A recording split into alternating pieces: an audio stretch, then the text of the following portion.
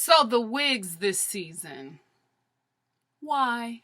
So this episode opens up with Papoose shooting a music video for this song that sounds real Brooklyn, but I love it. I love it. This is why I love Remy Ma and Papoose, because they remind me so much of New York City. Like, I hear New York in their voices. Anyway, Papoose is shooting this music video, and his mother and his daughter, who came to this scene, camera ready. Let me tell you something. Papooses little girl, she had her hair on fleek, her eyebrows, the makeup, everything was snatched and ready to go. This is how you come on reality TV. This is how you show up for scenes, especially when you're like not a main cast member. This is how you show up, because you don't know when you're going to be there again. So when you show up right. Papooses mother and daughter are there to encourage him, because he still is, going through and really still hurting from losing him and Remy's child. So they're there to encourage him, to let him know that, this is not the end. They can pick up and get back up again. And I don't know. I like seeing this, I hate the language that I'm about to use, but it's the best way I can explain it. The softer side of a thug. You know what I mean? You don't really get to see that side, but, I come from a family of thugs. They are very sweet people. You just got to get to know them first. Don't mess with their family. You mess with their money, you'll see another side. But you mess with their family, they're just very sweet and kind people. And I like this different side of the so-called thug. Thank you, Mona. Then we get the Creep Squad. And just when I was thinking, Mona Scott Young, she brings this foolishness back to my TV. I told you, I'm done with the Creep Squad. Stop it. I don't believe it. None of us believes it. Won't you listen to the viewers? We tweet about the Creep Squad every episode. We don't believe it. And wait, is Snoop a part of the creep? I can't. I'm done. We're in Mexico with the ladies, and I think Kimbella and Juju and Jay Adrian are there. And then Yandy shows up later with Bianca in tow. And as soon as she shows up, Kimbella gets like a fake problem with her. And it's just like, oh my goodness, this is supposed to be a girls trip and you brought work. And how could you bring work when my husband, are they married? Well, whoever, when Jules is having a problem with how she's managing. So she pulls Yandy to the side and they talk about it, and she talks about Jules's frustration. And I'm just like, that is not your business and that is not your place. Yandy, I told you last review, you better get out of this, because it never, client and girlfriend relationships never work out when you mix them. So you have to get out of this situation. If Jules Santana and Kimbella are going to be a problem, get out of it before you get beat up again. Learn from the Chrissy and Jim years. Side note, do you notice how Kimbella, like the rest of her body moves, but not her boobs? Watch her confessionals. Everything moves, but not the boobs. Like, when she did that thing where she was twisted and turning, her breastises stayed still. And the rest of the... No. Go to Dr. Miami and have him fix that. He does good with the, I don't want to say colored. Ethnic bodies. We leave Yandy and Kimbella, and we head on over to Bianca, who is by the pool doing work. You know what? Can anybody explain to me, please let me know in the comment sections, what Bianca came there to do? Like, what work was she doing? Was she supposed to be working on rhymes or something? I don't understand. They never explained the work that she was supposed to be doing. It was just like this phantom storyline. And nobody spoke about the actual work. So I'm like, what is it? Is she writing? Is she taking a break from work? What is going on? Anyway, Bianca invites Cardi B and her sister, and then Cardi B invites Mariah Lynn on Juju's trip, where she only invited Yandy and Yandy. This is high-key tacky. Let me tell you something. Juju handled finding out about all of the extra guests very well. Very mature of her. Very highbrow. It would not have been me. Especially a girls' trip. And you know how women get when it's like a mixture of cliques. We don't do well with mixing cliques. We stick with one clique, we hang out with this one, then we go and we do our fun with this one, but we don't never mix them, because we can't mix well. We gotta work on that, women. We're not, you can mix a guy clique, you can't mix a female clique. We don't do all that. We don't do the mixing. Anyway, she handled it very, very well, but I don't do that. I think it's very disrespectful, highly disrespectful to the host and to the people that she invited, to bring people in that they probably don't know and probably won't mesh with and have them in these close proximities for a week.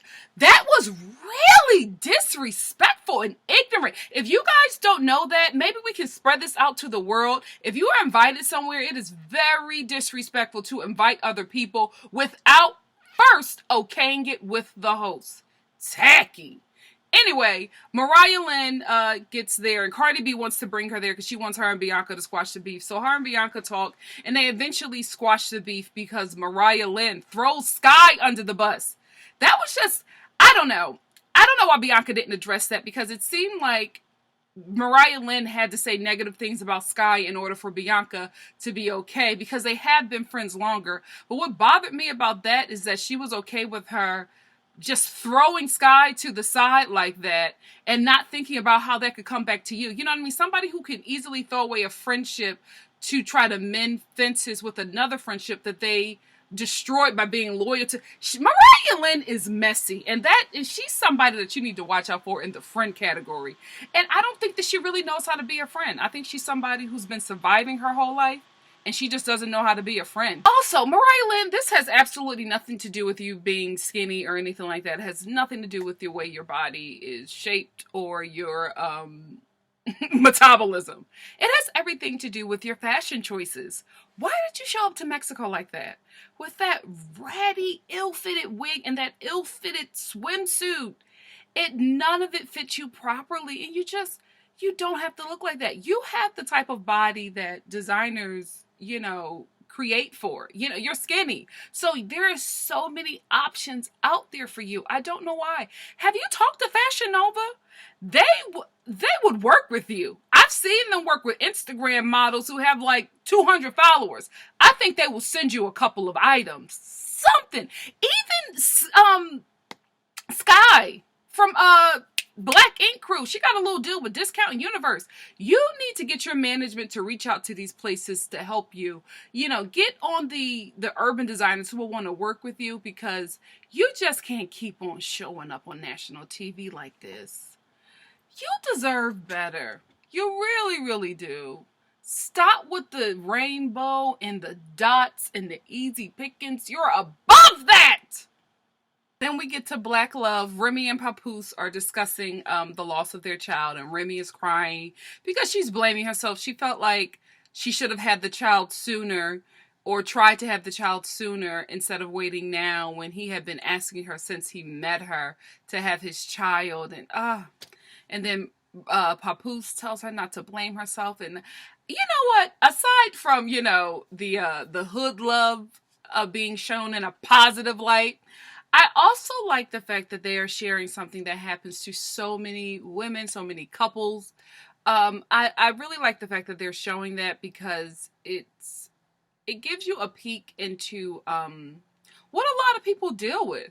And I think on a show like this, you wouldn't expect it. So that was the one good thing that I liked about this episode. The rest was messy, and I'ma drag it. Stay tuned. Jules Santana is doing daddy daycare while Kimbella is away in Mexico for a week. You know what I mean? Like, before I realized it was a week that she was gone, I was just like, yeah, she needs to get away from them kids. But moms, do you leave like young kids for like a week? Even with the father. You know what I mean? I know that he is the father, but it's just like, men don't watch kids like women do. So I would have been nervous, but Kimbella was having a good time. Never mentioned the kids yet. Anyway, he's playing daddy daycare, and I thought this scene was cute. And it also was, I guess, furthering his storyline and allowing him to see how much Kimbella does for the family. But I was just like, dang, a week? Leaving them young kids? And also, did you notice that Jules Santana, because I feel like I'm calling him Juju, and Kimbella's son looks a lot like, what is his name? Fabulous. Fabulous. That's not the way to spell the real word fabulous. Anyway, their sons look alike. Fab and Emily B, their kids look alike. And I was thinking, because I'm such a thinker, that maybe there's like some type of genetic red hair gene that happens in children who are a mixture of African American genes and Afro Latino genes. Am I thinking too hard? Is this too much hotepping I'm doing right now? Quite possibly. Moving on. The ladies have now split up into 3 groups in Mexico because Kimbella is mad at Yandy, so she doesn't want to be around Yandy. So her and Juju go out to one club, and then Yandy and, is it Jay Adrian? Wait, did I mix up groups? Whoever, Yandy and another person went out to a club, and she saw, at the same club, she saw Bianca and her crew hanging out. And what I didn't like about this thing, because it's just like, I get that a lot of these reality TV shows are fake, but still, just don't play on my intelligence. Like, don't play me. Yandy and Bianca are at the same club, this tiny little club in Mexico, and they ain't see each other. Yandy's like, oh my goodness, is that her over there? Is that Bianca? Really? You two didn't see each other's camera crew? I can tell that Bianca saw you because she's not a good actress, and she was sitting up there trying to fake like she couldn't see. Mona, let's not do this, dear. Let's not. I was fine up until now. Don't blame me. Yandy confronts Bianca, who she surprises, and Bianca's just like, well, I'm done my work. I'm here, just hanging with my friends. And then Mariah Lynn cops an attitude like, oh, she's talking about me. And then Cardi B's sister's just like, oh, I think she's being disrespectful. First of all, y'all here on the free trip. Shut up. Mind your business. Cardi B is the only one who has had since this entire season. Like, she has been the voice of reason in so many scenes. Even in this one, she was just like, well, that's her manager. She can, she would be upset if she told her to come here and work and she's out playing. And then she was understanding Bianca's side. Cardi B, the voice of reason. Anyway, Bianca gets a little upset because she feels like Yandy is, down her throat. But I'm just like, if she paid for you to come to this trip and do work, you should be doing work. Like, you don't need to be getting mad that your manager is down your throat. That's what a manager is supposed to do, guys. A manager is supposed to make sure you stay on task. Yandy was doing her job. Anyway, they squash it and they have this really, really cute moment. And they go back to opposite sides on the club like they don't see each other. And like, come on, can I give y'all some insider tea? Wasn't no music playing. Because they have to be able to hear each other in the scenes. So they probably told them, oh, you're dancing to this song, you're dancing to... Another day, another quarrel. Yandy and Kimbella get into it again because Kimbella just wants to, dig home at Yandy that she's really upset and frustrated about not knowing Jules Santana's business and about her not doing enough of his It's just too hard to be Kimbella's friend, Yandy. Kimbella is very aggressive when she speaks to people, especially somebody who she calls her sister. Yandy is sitting there. She got a hand in her face. She's being very, ridiculous with the language that she's throwing at her. And then in her confessional, she's just like, this is my sister. And we always have to have these fights, and I hate that we're doing this in paradise, but we always get back together. We squash it because we love each other, and we're you know what? I won't ever do that again. I just felt like that entire accent and the mannerisms were disrespectful. I apologize. Anyway, it's just too hard to be her friend, and I don't think that is an actual friendship for you to go through it like that all the time. And I hate the fact that she's putting that on being sisters. Because listen, sisters do get into it. But that's because they live together probably in close quarters. And they're cycling together at the same time. You're going to have a fight. Especially if you're on your period together. Somebody gonna die. That is not an excuse for how horrible Kimbella treats Yandy. In my opinion, I just feel like she pops off all the time. And Yandy just sits there and take it. And then they squash it and get over it. That's an unhealthy friendship. Don't even call it a friendship. That is a relationship of convenience, probably, because you guys all run in the same crowd. But I don't think outside of this they would be friends, because it's just, it's too hard to be her friend. And that wig, Kimbella, you can do better. Any woman on this show that has a horrible wig, something is wrong. And I'm highly disappointed because in New York City, especially the woman of color, y'all hair be laid. So I don't know why y'all out here looking like this. For cheap. You, oh my goodness, go to the Dominicans down the street. They will hook you up. When I lived in New York, let me tell you something. Them Dominicans had my edges laid. My hair was flowing. You couldn't tell me that my last name wasn't Rodriguez. I was like, yes, Poppy, look at this hair flowing. I see. Again, I feel like that was disrespectful. I apologize. We finally get this moment, sponsored by twerking, where the girls are just seen having a really, really good time in the beach and just laughing. And this is what a girls' trip is supposed to be like. Like, girls' trips normally have issues and bumps along the road when you mix friends. That was the problem there. It was all these extras. When it's you and your girls and y'all all know each other's personality and y'all been riding together for like 10 to 15 years, easy breezy. When you mix company, it's going to be a battle. But I liked just seeing them have a good time and just have some fun. Like, that was joy, in this weird kind of emotional episode. Emotions were all over the place in this one, but it was nice to see this fun little joyous moment between the ladies. More of this, please. So we're back to the Creep Squad. I have to talk about this because this is the closer of the episode. So Self decides to tag Cisco, Crisco, whatever his name is, his car because he's upset with him and everything he did. And Rich and Peter are trying to convince him that he's still a part of the creep. I don't believe it. I don't believe it. Because Cisco comes out and his reaction is so fake. So fake. It bothers me. His acting reminds me of this guy that I used to go to when I was in middle school with, and we were taking our it was like an elective middle school class, and it was like our arts class. And you could either take like visual arts, or you could take acting. And I took acting, and he was in the acting class because if he didn't take this elective, he was going to get suspended for fighting. He was like the bully or whatever.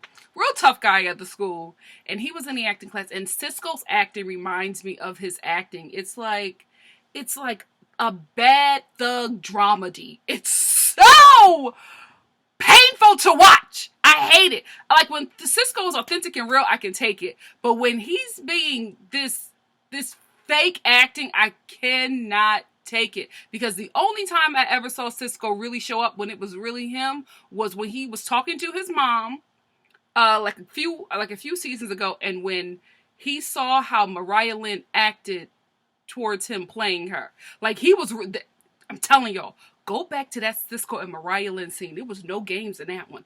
That was the real deal.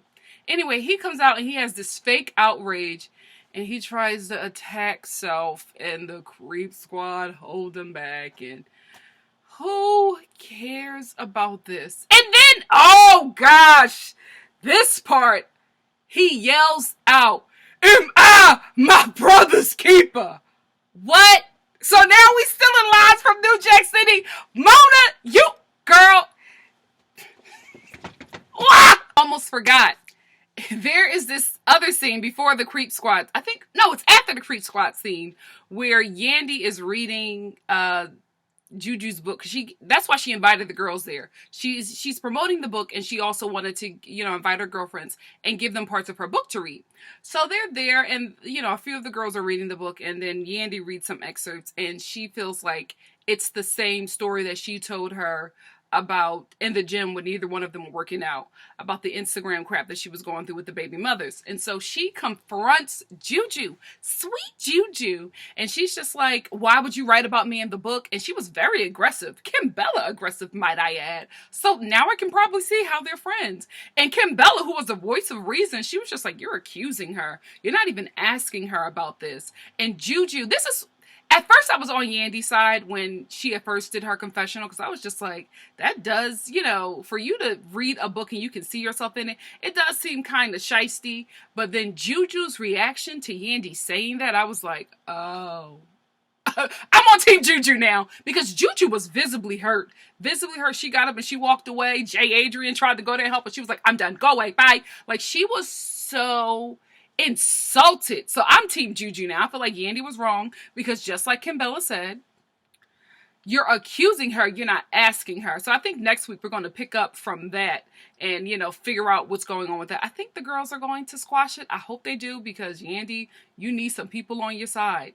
You know what? I do think they might squash it because Kimbella is fighting, is going to get into an altercation with Samantha's mother and father. So we'll see. That's where the episode ends. I don't think this was a filler episode. I did think that, again, it introduced some new storylines and it closed up some other storylines. And it was a fair episode. I think next week is going to be the good one, the juicy one. So I will see you next week for that episode. And if you like what you see here, please like, comment, subscribe, and share. And I will see you next week for Love and Hip Hop, whatever episode it is. Bye.